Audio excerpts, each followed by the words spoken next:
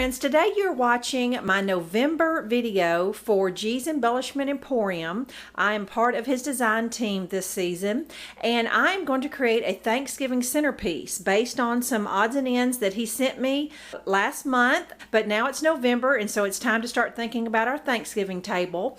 Now, a couple months ago, I was walking through the Big Lots store. I know some of you are familiar with that store. I don't know if they have it in the UK, which I seriously doubt. But it is a variety store that has discounted and closeout items. Well, I want to show you a picture of a centerpiece that I saw on their brand new Thanksgiving decor, and I'm going to insert it here.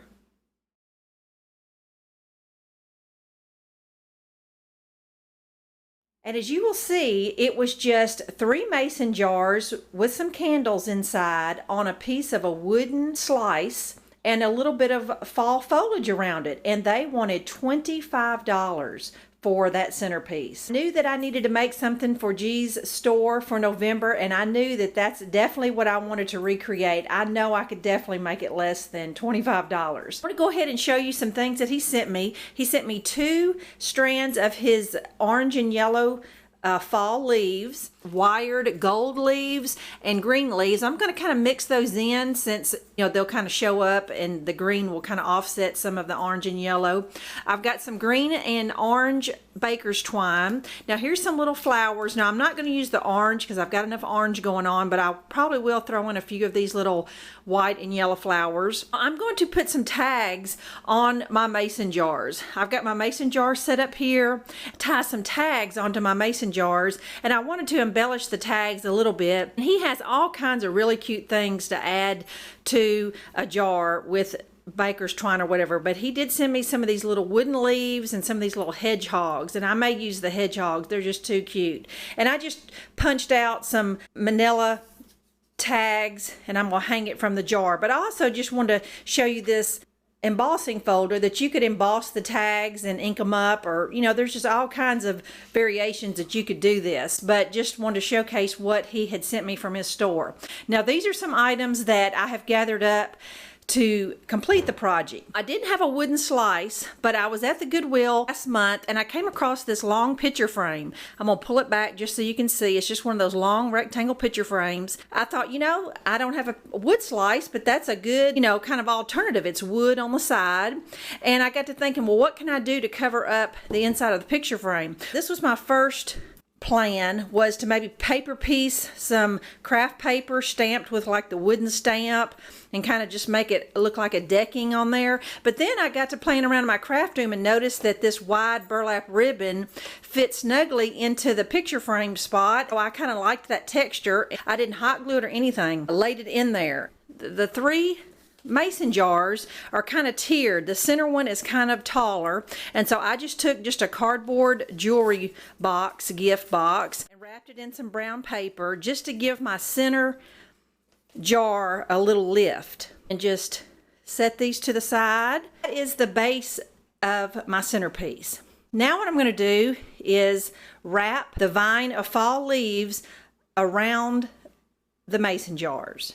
Okay, I got the camera set up so you can see me trying to place the garland around the jars. Now, he did send me 2 6-foot strands, but on my second strand I'm going to use, I took off the leaves individually so that you know, once I get it, you know, kind of wrapped around the jars, I want to be able to put some leaves in certain places, maybe to fill in some holes, because, you know, when you keep it on the vine, sometimes you don't have any control on where the leaves fall, or the, you know, the way they do around. And I'm just kind of weaving it in and out and around. Some will drape over the frame and some won't.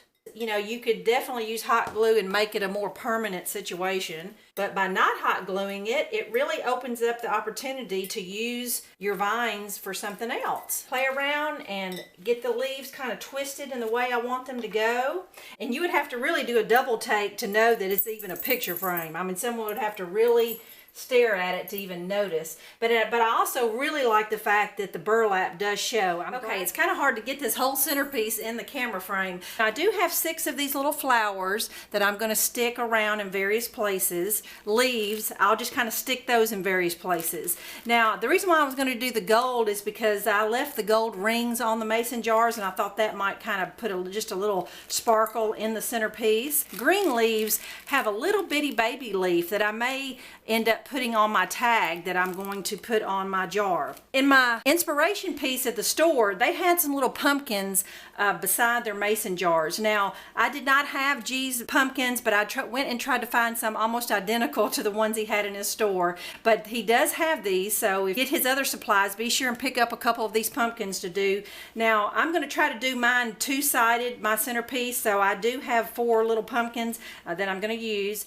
Now, as far as my tags, I decided to go ahead and run my tags through that leaf embossing folder. I just thought that was the cutest embossing folder. Now, I've already had to re-record this once, so that's the reason why this tag has already been inked up. But I just took my vintage photo and just kind of ran over my tag over the embossed part so my leaves would show up. And I'm going to take some baker's twine and hang my tags from the mason jar like that. I'm just going to wrap some baker's twine around the jars and attach my little leaf and hedgehog to it, and so it'll all make sense in just a minute. So let me go ahead and finish it up, and then I'll bring you to the table and show you the finished centerpiece. All right, friends, I have moved it to the center of my dining room table. We are at nighttime, and I have this dining room lit up like we're performing surgery in here, just so that you can get a good idea of what's going on here. Now, I didn't film me placing all the leaves and the little flowers and me constructing the tags, simply for the fact that it's pretty much self-explanatory. I'd rather spend my time giving you close-ups of exactly what I did, and then you can just go from there. It's pretty much self-explanatory. You know, I just stuck the pumpkins where they would fit, the flowers and the leaves. I just really poked them wherever there was a little blank spot. And I have little tea light candles in the mason jars. Now my little tags, I just wrapped 2 colors of the baker's twine around the gold rim, and I love the way it ties in with the gold leaves. But I just really love it. I'm gonna stand up and just show you what it looks like in the center of the table. So it just really is pretty. I love it. So I hope you enjoyed it. I hope this inspires you in some way to go check out G's store and see what all he has that you might can create you one. So thanks for watching. Bye-bye.